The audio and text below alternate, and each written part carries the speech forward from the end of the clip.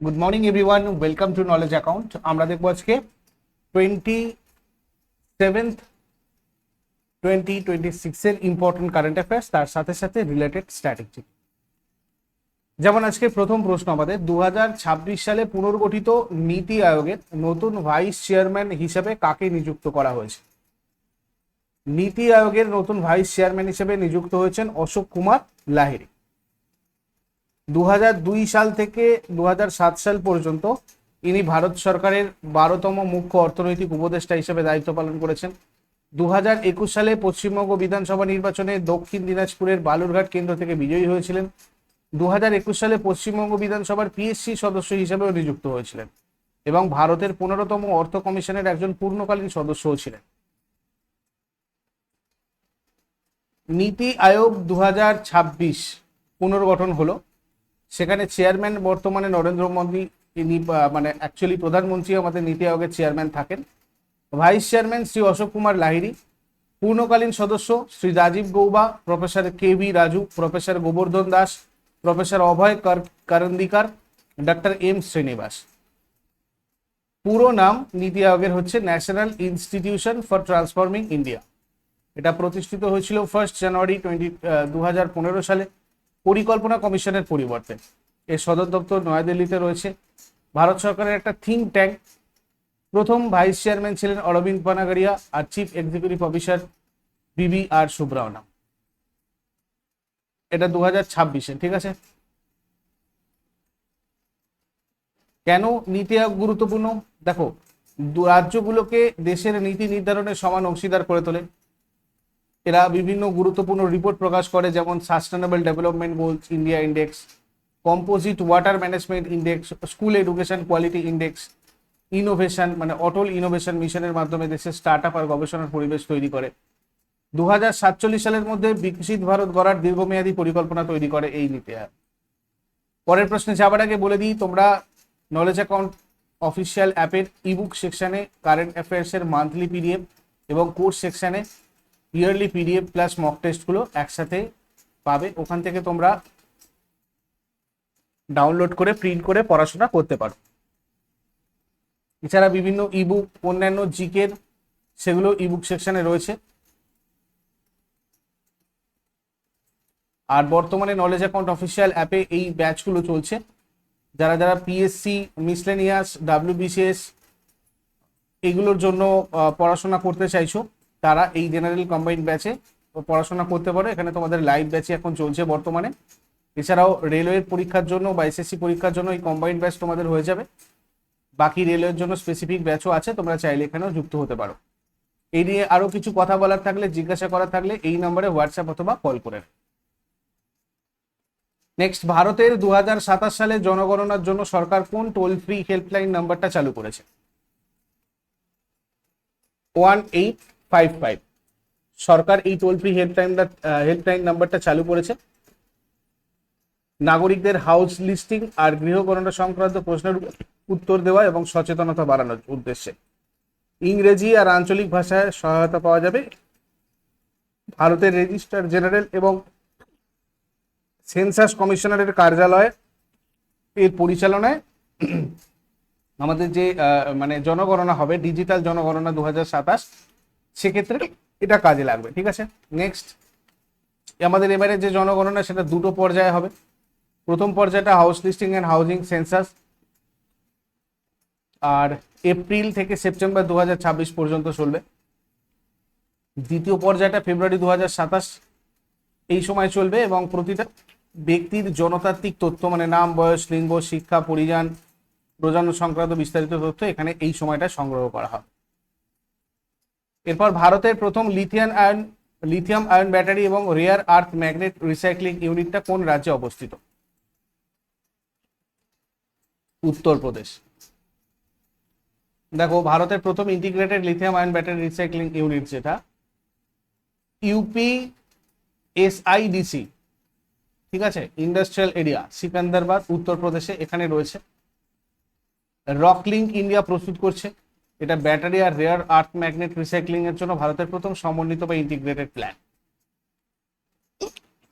আর এটা গুরুত্বপূর্ণ এই কারণে, দেখো ইলেকট্রিক ভেহিকেল আমাদের যেগুলো আছে সেগুলোর ব্যাটারি তৈরির জন্য এই লিথিয়াম, কোবাল্ট, তারপরে নিকেল, এই ধরনের যে খনিজগুলো মানে দেশীয় সরবরাহ নিশ্চিত করবে। শিল্প বর্জ্য থেকে পুনরায় মূল্যবান ধাতু উদ্ধার করে আমদানির উপর নির্ভরশীলতা কমাবে। বিপজ্জনক নির্গমন নিয়ন্ত্রণ করে পরিবেশ বান্ধব উপায়ে ব্যাটারিগুলো স্ক্র্যাপ ব্যবস্থাপনা করবে। এরপর 2026 সালে এপ্রিল মাসে ভারতের 95তম দাবা গ্র্যান্ডমাস্টার কে হয়েছে? আরণ্যক ঘোষ। তিনি ভারতের 95তম দাবা গ্র্যান্ডমাস্টার হওয়ার গৌরব অর্জন করেছেন। কলকাতার একজন দাবাড়ু এবং পশ্চিমবঙ্গের দ্বাদশ গ্র্যান্ডমাস্টার। এরপর দেখো ভারতের প্রথম 5জন যে দাবা গ্র্যান্ডমাস্টার আমাদের ছিলেন তাদের তালিকা এখানে আমি তোমাদের সাথে শেয়ার করেছি, তোমরা একটু পজ করে এগুলো ভালো করে নোট করে নাও।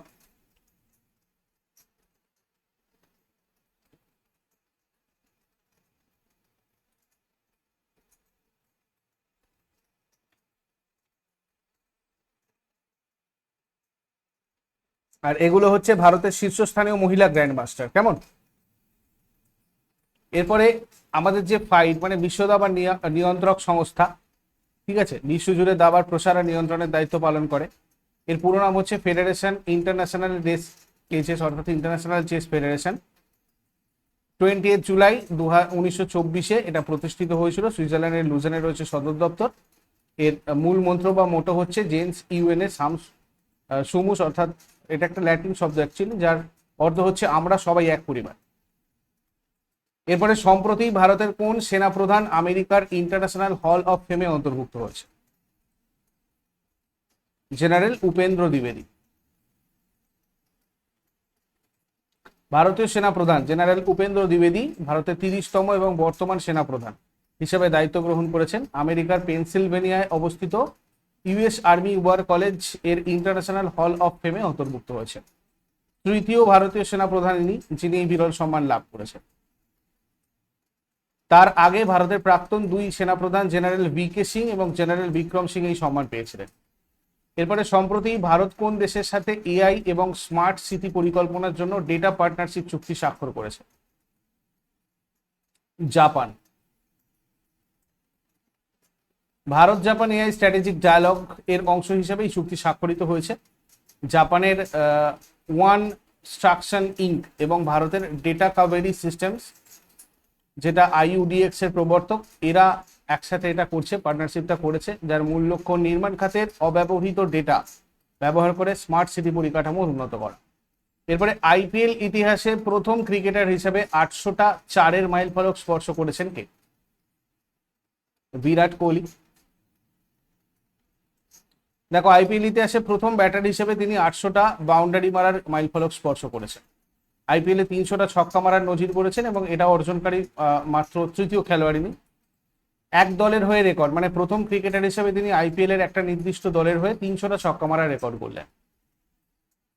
এটা হচ্ছে batsman with most boundaries in IPL history. তো 1 নম্বরে রয়েছে বিরাট কোহলি। তারপরে রোহিত শর্মা 276টা ম্যাচ, 653টা 4, 310টা 6, টোটাল বাউন্ডারি 963টা। আর বিরাট কোহলি 274টা ম্যাচে 807টা 4, 303টে 6 আর 1110টা বাউন্ডারি।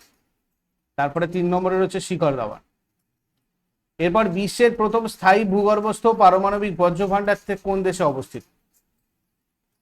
এটা রয়েছে ফিনল্যান্ড। বিশ্বের প্রথম স্থায়ী পারমাণবিক বর্জ্য ভাণ্ডার নাম উনকালো, স্থায়ী ভূগর্ভস্থ ভাণ্ডার। ওলকিলুওটো দ্বীপে এটা রয়েছে, ফিনল্যান্ডের একটা দ্বীপ। ভূগর্ভস্থ গ্রানাইট শিলায় প্রায় 400 থেকে 450 মিটার নিচে এটা রয়েছে।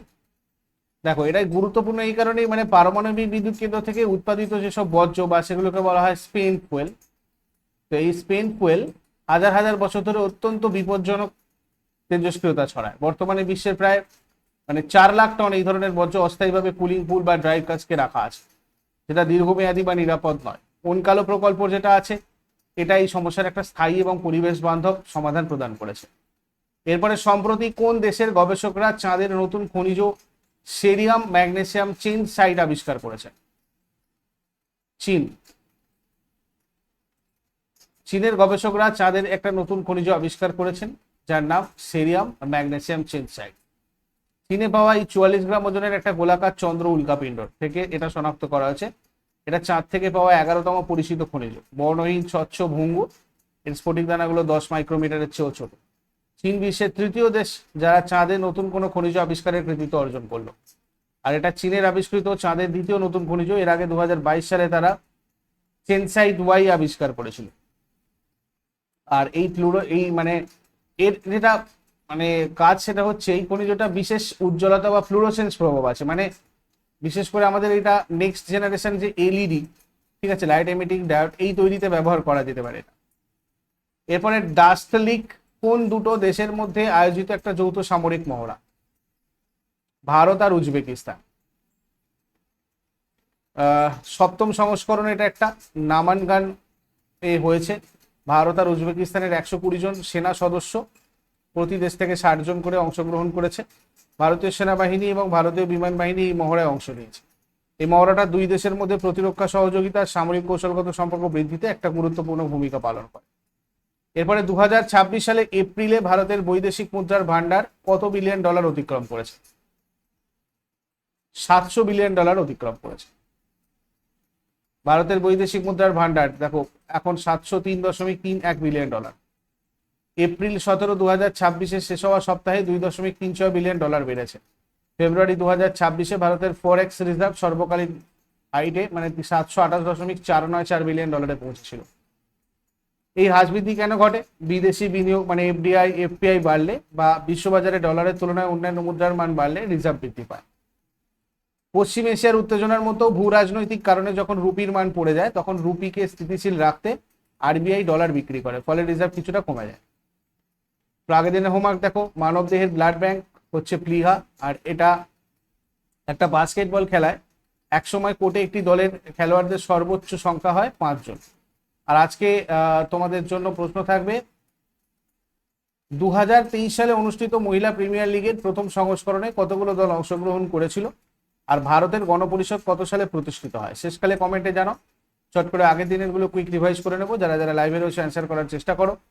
26 এপ্রিল 2026 এর রিভিশন। ফার্স্ট, 2027 সালে বিশ্ব প্যারা অ্যাথলেটিক্স চ্যাম্পিয়নশিপ কোন দেশে অনুষ্ঠিত হবে? উজবেকিস্তান। সম্প্রতি কাকে ন্যাসকমের নতুন চেয়ারম্যান হিসেবে নিযুক্ত করা হয়েছে? শ্রীকান্ত বেলামকান্নি। সম্প্রতি কাকে পাওয়ার ফাইন্যান্স কর্পোরেশনের ডিরেক্টর হিসেবে নিযুক্ত করা হয়েছে? রাজেশ কুমার আগরওয়াল। ভারতের প্রথম advanced 3D glass semiconductor packaging ইউনিটটা কোন রাজ্যে স্থাপিত হতে চলেছে? ওড়িশা। প্রতি বছর কোন তারিখে ভারতে জাতীয় পঞ্চায়েতি রাজ দিবস পালিত হয়? 24 এপ্রিল। সম্প্রতি আর্কিওলজিক্যাল সার্ভে অফ ইন্ডিয়া কোন বিশ্ব ঐতিহ্যবাহী স্থানের জগমোহন থেকে বালি সরানোর কাজ শুরু করেছে? কোণারক সূর্য মন্দির। 2026 সালের সাম্প্রতিক এমপিসি বৈঠক অনুযায়ী ভারতের বর্তমান রেপো রেট কত? 5.25%। ভারতে অনলাইন গেমিং নিয়ন্ত্রণের জন্য কোন সংস্থাটি গঠন করা হয়েছে? Online gaming authority of India. IPL ইতিহাসে প্রথম ভারতীয় হিসাবে কে 50 বলের নিচে একাধিক সেঞ্চুরি করার রেকর্ড করেছেন? অভিষেক শর্মা।